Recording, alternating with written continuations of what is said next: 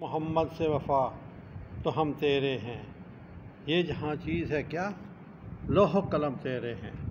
قل رب ادخلنی مدخل صدق واخرجنی مخرج صدق واجعل لی من لدنک سلطانا نصیرا لقد جاء الباطل ان الباطل کان زہوقا وننزل من القرآن ما هو شفاء ورحمۃ للمؤمنین۔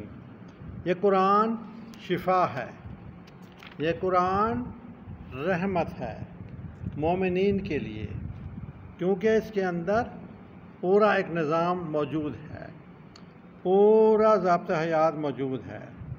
اس ضابطۂ حیات کو نافذ عمل کروانے کے لیے پاکستان جو ہے وہ معرض وجود میں آیا تھا۔ ابھی ہم نے اس کے لیے دن رات شب و روز کوشش کرنی ہے کہ ہم قرآنی شرعی نظام کو نافذ عمل کروانے کے لیے تن من دھن لگائیں، اور اللہ پاک نے یہ قرآن رحمت اور شفا بنا کر ہمارے لیے پاکستان کے اندر ہمیں دیا ہے، اور پاکستان ہمیں نے اسی مقصد کے لیے بنایا گیا۔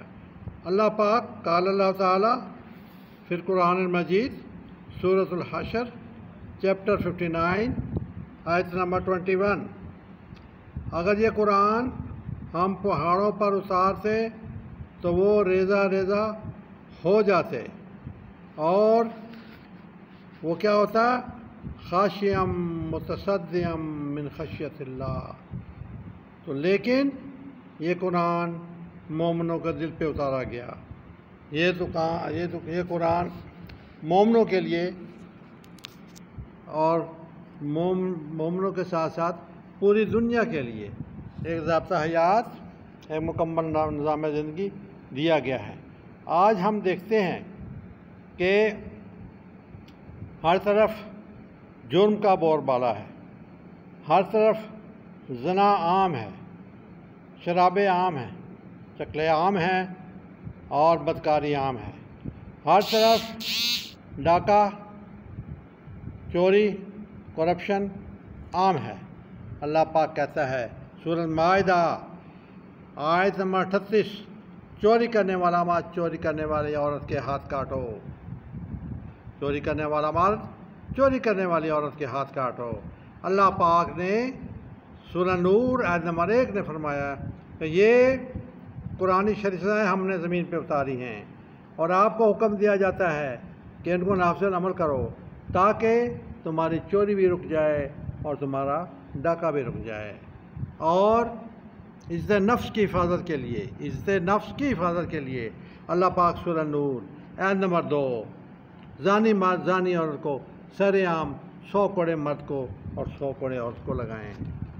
تو ناظرین، جب تک قرآنی شرعی سزائیں پاکستان کے اندر نافذ العمل نہیں ہوتی، اس وقت تک آپ کی کرپشن نہیں ٹھیک ہو سکتی، آپ کی چوری نہیں ٹھیک ہو سکتی، آپ کا زنا نہیں ٹھیک ہو سکتا، معاشرہ پیوریفائی نہیں ہو سکتا۔